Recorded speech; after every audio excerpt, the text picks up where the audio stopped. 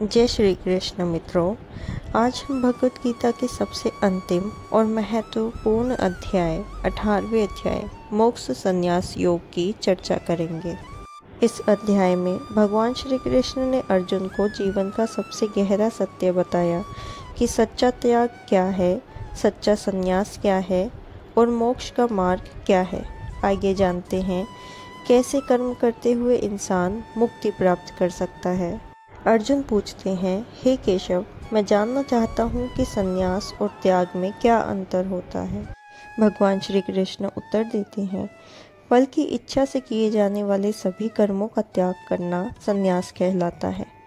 कर्म तो करना, लेकिन कर्म के फल की आसक्ति को त्याग देना त्याग कहलाता है। भगवान 3 प्रकार के त्याग के बारे में बताते हैं। पहला, अज्ञान के कारण कर्तव्य कर्मों को छोड़ देना तामसिक त्याग कहलाता है। दूसरा, दुख या कष्ट से डरकर कर्म छोड़ देना राजसिक त्याग कहलाता है। तीसरा, केवल फल की आसक्ति का त्याग करते हुए कर्तव्य करना सात्विक त्याग कहलाता है। सच्चा त्याग यह है कि व्यक्ति अपने कर्तव्यों को ईश्वर को समर्पित भाव से करे। इसके बाद भगवान कर्म के 3 कारणों के बारे में बताते हैं। भगवान बताते हैं कि कोई भी कर्म 5 कारणों से होता है। पहला, शरीर। दूसरा, कर्ता यानी जो कर्म करता है। तीसरा, इंद्रियां। चौथा, प्रयत्न यानी मेहनत। पांचवा, देव यानी ईश्वर की इच्छा। किसी भी कार्य का परिणाम केवल मनुष्य पर नहीं बल्कि ईश्वर की योजनाओं पर भी निर्भर करता है। भगवान बताते हैं कि ज्ञान, कर्म और कर्ता सात्विक, राजसिक और तामसिक हो सकते हैं। ज्ञान के 3 प्रकार। सात्विक ज्ञान, सब जीवों में एक ही आत्मा को देखना। सबको अलग अलग समझना राजसिक ज्ञान कहलाता है। बिना कारण किसी एक बात पर आसक्त रहना तामसिक ज्ञान कहलाता है। कर्म के 3 प्रकार। कर्तव्य भाव से किया गया कर्म सात्विक कर्म होता है। फल की इच्छा से किया गया कर्म राजसिक कर्म होता है। अज्ञान से किया गया हानिकारक कर्म तामसिक कर्म होता है। कर्ता के 3 प्रकार। निस्वार्थ, शांति और स्थिर मन वाला सात्विक कर्ता होता है। लोभी, अहंकारी और फल की इच्छा रखने वाला राजसिक कर्ता होता है। आलसी, क्रोधित और दूसरों को दुख देने वाला तामसिक कर्ता होता है। इसके आगे भगवान श्री कृष्ण बुद्धि, दृढ़ता और सुख के 3 प्रकारों के बारे में बताते हैं। वह बताते हैं, जो यह समझे कि क्या करना चाहिए और क्या नहीं करना चाहिए, जो पहले कष्टदायक हो लेकिन बाद में अमृत समान हो, वह सात्विक बुद्धि और सुख वाला व्यक्ति होता है।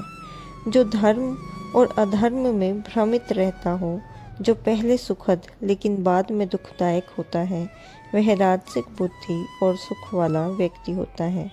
जो अधर्म को ही धर्म मानता हो, जो अज्ञान और आलस में आनंदित रहता हो, वह तामसिक बुद्धि और सुख वाला व्यक्ति होता है।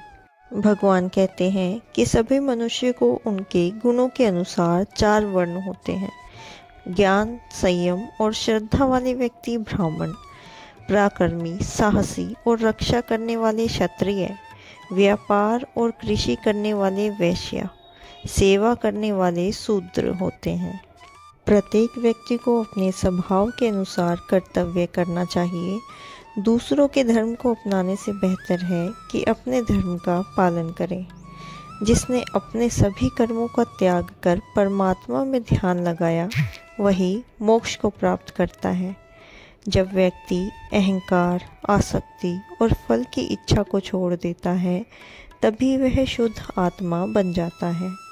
फिर भगवान कहते हैं, अपने सारे कर्म मुझे समर्पित करो, मुझ पर विश्वास रखो, सदा मेरा स्मरण करो, मैं तुम्हें निश्चित रूप से प्राप्त हो जाऊंगा।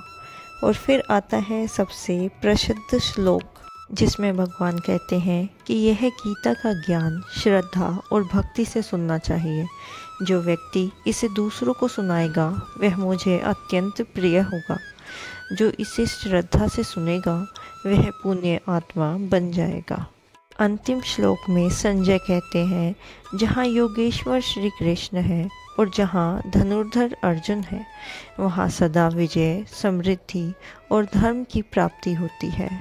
सच्चा संन्यास कर्म छोड़ना नहीं बल्कि फल की इच्छा का त्याग करना है। हर व्यक्ति अपने धर्म का पालन करता है। भगवान की भक्ति और स्मरण ही जीवन का अंतिम लक्ष्य है। जो व्यक्ति गीता के संदेशों को समझता है और उनका पालन करता है वही मोक्ष को प्राप्त कर सकता है।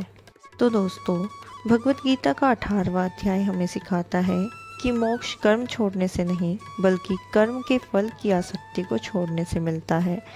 जीवन में अगर हम अपने हर कर्म को भगवान को अर्पित करके करते हैं तो वही सच्चा सन्यासी और सच्ची मुक्ति कहलाती है।